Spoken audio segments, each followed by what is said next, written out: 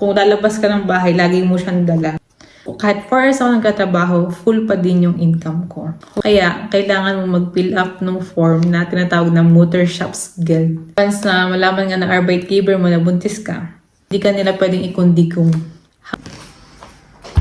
So, hi guys! Welcome to my YouTube channel. In this video, gusto ko lang chumika, gusto ko lang i-share sa inyo as a expecting mother dito sa Germany, kung ano ba yung mga na-experience ko during my first saka second trimester. Kung ano ba yung mga ginawa ko, kung paano ko ba sinabi sa employer ko, kung gaano kadalas ba yung pagpunta sa Frauen Arts or kaya sa midwife mo, or kung ano yung mga gesets dito pag nabuntis ang isang babae. Quick background lang guys. So, I am Sam. I am a Filipina nurse. Magko 5 years na din ako dito sa Germany. Last year nga, we found out na pregnant kami, or ako. Siyempre, as first time mother, anxious ka, hindi mo alam yung gagawin mo, lalong-lalo na nasa ibang bansa ka, wala kang mother dyan, wala kang pamilya sa tabi mo, hindi mo alam kung ano yung ba yung mga batas, kung paano pares ba ang requirements sa trabaho, or kaya yung pagpunta sa mga doktor dito sa Germany at saka sa Pilipinas. Kasi pag sa Pilipinas, okay lang, kasi may madami kang pwedeng tanungan doon, kasama yung mga friends ka syempre o kaya katrabaho na makaka-relate ka. Pero dito kasi, ang hirap, ikaw lang mag-isa. Tapos dun sa group of friends namin, ako pa lang yung first time na naging pregnant. So, wala din na masyadong matanungan.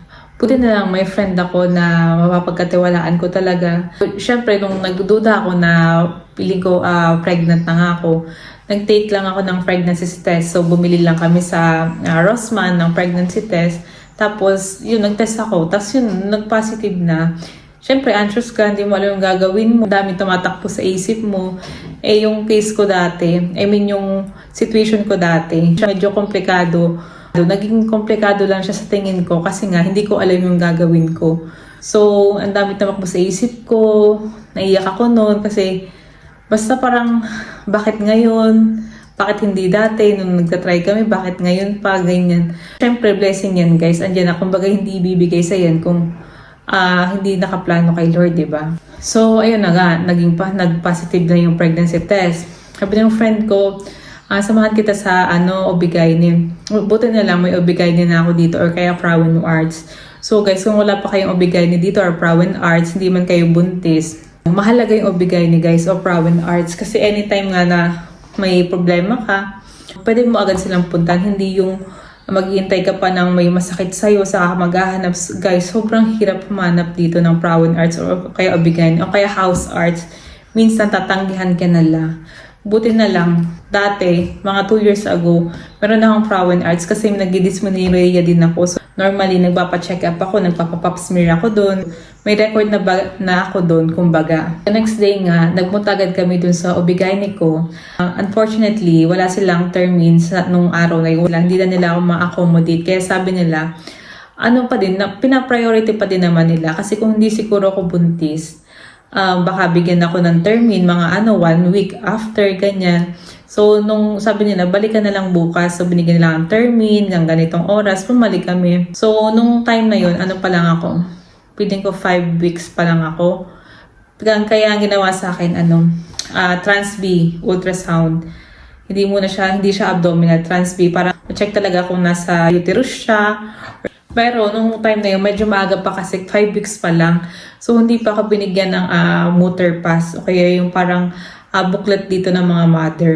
Saka hindi pa din niya ako binigyan ng Bescheinigung o kaya certificate kung saan nakalagay doon yung nagpa-check up ako sa kanila. Tapos ito yung expected date of delivery ko, hindi pa din. So, binigyan niya muna ulit ako ng termine. I think after 3 weeks, 8 weeks ako, bumalik kami dun sa Frauen Arts. Tapos yung pagbalik namin, ayun, abdominal ultrasound na. Yung second termine namin sa OB-GYN, ayun, binigyan niya na ako ng motor pass. Ito yung itsura nun guys. Although hindi pare-parehas ng cover, ito lang yung napili na cover ko. Tapos nandito lahat nakalagay kung, yan, nandito yung mga termine mo, yung expected date ng delivery mo, nandito. Tapos, nandito din yung mga diagnostics na ginawa sa'yo. Kunyari, nagpa-info card, nagpa-vaccine ka, nakalagay din to. Basta lahat ng record mo, habang nagbubuntis ka at after mo magbuntis nandito. Kaya sobrang halaga nito guys. Kung di ko alam kung merong ganito din sa Pilipinas kasi wala naman ako experience. Mahalaga dito na once na may ganito ka, kung lalabas ka ng bahay, lagi mo siyang dala. Kasi nga, in case of emergency guys, makikita nila na buntis ka. Unang-una, hanapan nila yung motor pass mo. Bago ka nila galawin o kaya kung nasa hospital ka na, titingnan nila yung record mo. Kung may high risk pregnancy ka ba. Basta guys, gusto na sabihin, lagi mo dalhin yung motor pass mo kahit saan ka magpunta. Maiwan mo na siguro yung cellphone mo, wag lang yung motor pass mo. Parang ganun siyang ka-importante. Para siyang Bible dito ng ng mga pregnant.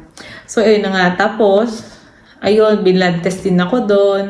Tapos binigyan na nga ako ng Shiny Go na nandun yung expected date of delivery ko na pwede ko yung ibigay dun sa arbeit paper ko. So next step guys, ang next question ko guys, sarili ko saka dun sa friend ko, kailan ko dapat sabihin sa arbeit paper ko or kaya sa employer ko?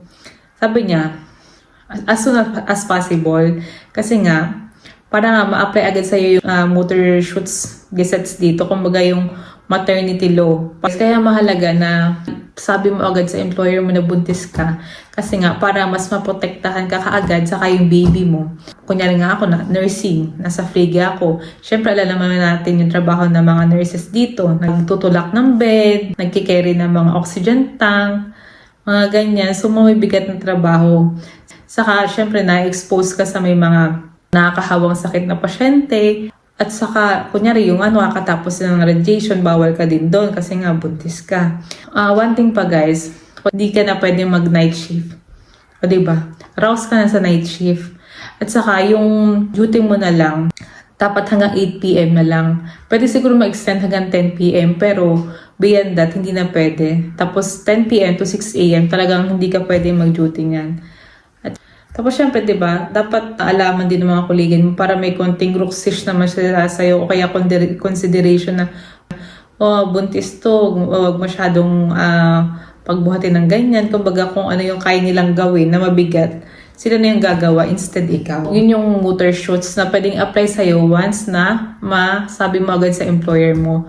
Pero nga, sabi ko nung una guys, yung situation ko noon, medyo complicated siya. Kumbaga guys, sasasayo pa din naman kung kailan mo gustong sabihin sa employer mo.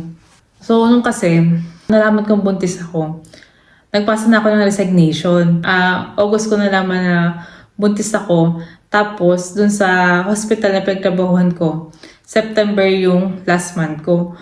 So, pinag-isipan ko talaga siya kung sasabihin ko ba or hindi or itatago ko na lang. Buti na lang, wala na akong night shift noon, straight din na lang saka morning shift. Mula nung malaman ko na buntis nga ako, in total, parang may 10 or 12 days na lang ako na trabaho. So, napag-decidean ko, para sa tingin ko, hindi na relevant na malaman pa nila kasi nga, 12 days na lang ako. So, anong gagawin nila sa 12 days? Papalipat nila ako sa bank station o kaya ganyan, ganito.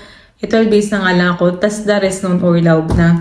Saka feeling ko, parang, alam mo, pag nalaman nilang buntis ka, lalo yung mga kasama mo, ang daming tanong kung anong gagawin mo, lilipat ka na ng bagong hospital or ng bagong employer, maglano mo, mga ganyan. Ayoko nung madaming tanong. So, para sa peace of mind ko na din, sabi ko, wag na lang, total 12 days na lang naman na. Pero yun guys, so September, mag-resign ako. October, may bago naman ako employer. Ang kaso, sa Bacoma ako mapupunta. Sa Bacoma ako nag-apply. Alam natin sa Bacoma guys, yung mga pasyente namin doon, mga naka-tracheostomy sila. Saka mostly bedridden sila. So mga nakamonitor sila. Syempre may mga bacteria, may mga kaime, may mga MRS positive, kumbaga contagious. So hindi din ako pwede doon. So doon ko talaga napag-decide na hindi ko pwedeng hindi agad sabihin sa magiging bagong employer ko. Parang 3 weeks guys before ako mag-start sa bago kong trabaho. Doon ko na kinausap yung chefin ko. Doon sa English tong slide tong namin. Siyempre nag-email muna ako kung pwede ko siyang makausap at saka kung kailan. Hindi ko sinabi na tungkol sa pregnancy, ganyan. Sinabi ko lang tungkol sa Arbeitsvertrag. So hanggang dumating na ngayon termin, sinabi ko na yun, ganyan, buntis ako. Mixed emotion din talaga ako nun. Kasi isipin mo yun guys. Hindi ka pa nag-start doon. Kumbaga, nasa probationary period ka pa. Tapos, i-inform mo yung Arbeitgeber mo na buntis ka. So, hindi ko alam kung ano yung magiging reaction niya. Kung masaya ba siya para sa akin or madi-disappoint siya. So, bago yung termin namin, sobrang ang daming tumatakbo talaga sa isip ko. Kinakabahan na hindi ko alam kung paano sasabihin. Pero sabi ko, kailangan kong gawin to para mawala na din yung isipin ko. Kasi yun yung first step, kailangan mong magkaroon ng motor shoes para nga maprotektahan kayong dalawa ni baby mo. So, ayun, nandun na ako. Pagpasok ko, binati ko muna siya, ganyan, guten Tag, Frau, ganyan. Sabi ko, gusto kong masabihin na buntis ako. Sabi ko, ganyan. Napatingin lang siya na ganyan. Tapos, gumiti siya. So, parang nabuhayan na ako ng loob. Sabi ko, ngumiti si bakla. So, sabi niya, herzlichen Glückwunsch, congratulations daw. Sabi ko, sabi ko, salamat, ganyan. Tapos hindi na ako nag-explain kung sorry. Hindi na ako nagsabi na sorry, nabuntis ako, hindi pa ako nag-start dito, ganyan. Kasi guys, hindi mo naman kasalanan yun. Kaya sabi ko nga, kumbaga, gusto mo mabuntis, pero hindi namin pinano nung time na yun. Pero yun yung binigay nga eh. Wala tayong magagawa guys kung ano yung plano ni Lord. Just maganda yung plano ni Lord para sa atin. So sabi niya, saan ka ba naka-assign ngayon? Sabi ko, nasa ako nagtatrabaho.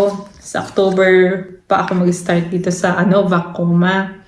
Sabi niya, parang alam na agad niya yung gagawin niya. Kasi syempre, English tong slide tong kay. Sabi niya, ganun ba? Since hindi ka na pwede sa Vacoma, sa Tagespflege ka na lang.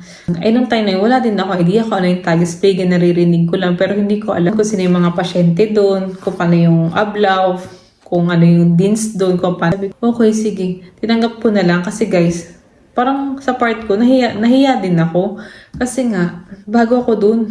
As in, mag-start pa lang ako. Simula nung malaman na ng employer ko. So, na-apply na agad sa akin yung tinatawag na Beschäftigungsverbot. Dito kasi sa Germany, guys, may tatlong klase ng Beschäftigungsverbot. Unang-una nga dyan, yung Beschäftigungsverbot, galing dun sa Arbeitgeber mo. So, ang unang ginawa namin na Beschäftigungsverbot nga, yun yung inilipat na ako sa Tagespflege. Which is ang tawag doon is General Beschäftigungsverbot. May mga kilala ko, may mga friends din ako nagsasabi, ba't di ka pa naka-Beschäftigungsverbot?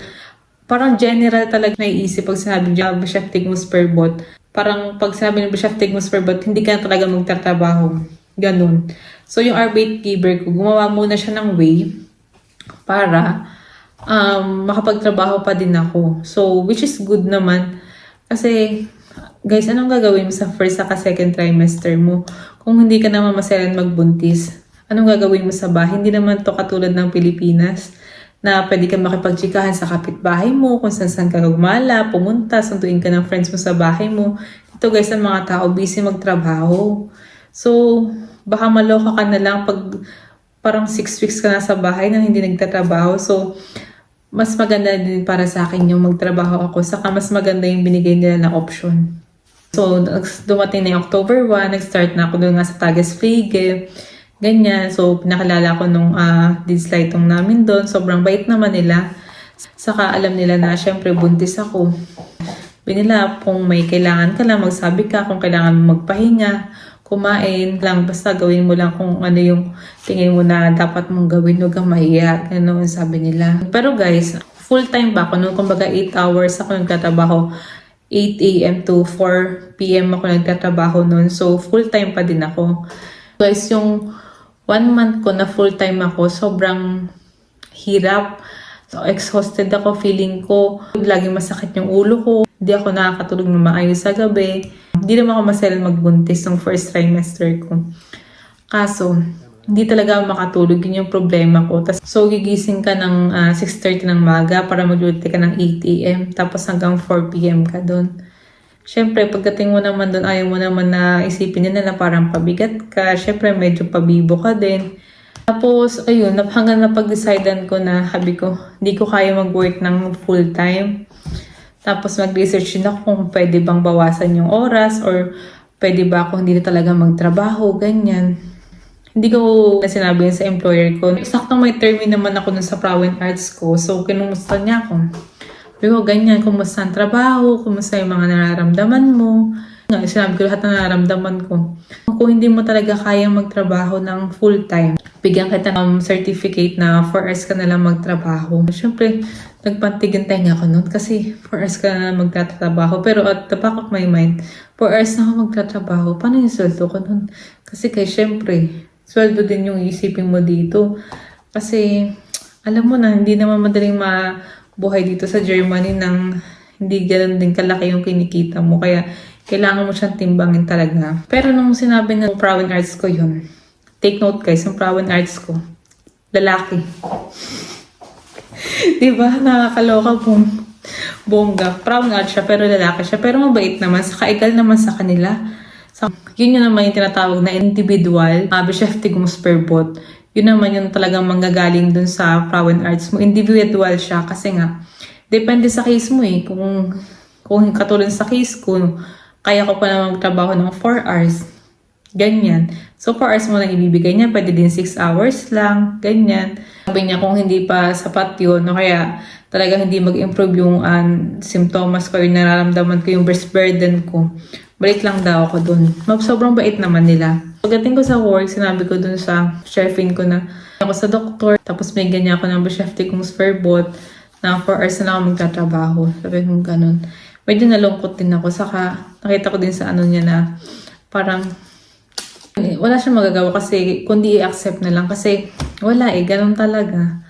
Nakakalungkot din sa part niya, okay sa part ng employer. Pero yun yung maganda dito sa Germany. Nakasaad yun sa motor shoots. Buti nga hindi ako ganun kaselan kasi kung feeling ko sobrang selan ko yung nagsusuka ako, yung hindi talaga ako nakakain araw-araw, ganyan feeling ko. Totally iba na ako sa trabaho. Kumbaga, hindi na ako papasok. Mas madidisappoint sila nun, di ba? So, hanggat kaya ko naman, kinakaya ko. Pero yung iba kong friends, sabi, huwag ka na pumasok, ganyan. I-savor mo na lang yung time mo para sa baby mo. Kasi pagdating ng baby mo, ganyan, ganito. Iba kasi, feeling ko case to case yan. Kasi, unang-una nga, nasa probationary ako sa kanila. Kumbaga, hindi din ako matatahimik na nasa bahay ako, tapos sumisweldo ako ng buo, tapos wala akong ginagawa. So, hanggat kaya ko, hanggat trabaho ako. Pero kung hindi ko naman talaga kaya, nagsasabi naman ako. Katulad na nga nung pumasok yung second trimester ko, parang may akong 1 week na crank, tapos may 2 days, may 3 days, kasi nga, masama yung pakiramdam ko. Hindi ako naka-Beschäftigungsverbot mo, hindi ako bigyan ng doktor ko. Kasi nga, ang Beschäftigungsverbot daw na talagang totally ban ka sa trabaho is yung like high risk ka. Hindi pwede yung dahil hindi ka lang makatulog or dahil nagsusuka ka lang. Hindi naman salang. Pero hindi yun yung batayan para bigyan ka ng totally ban sa trabaho.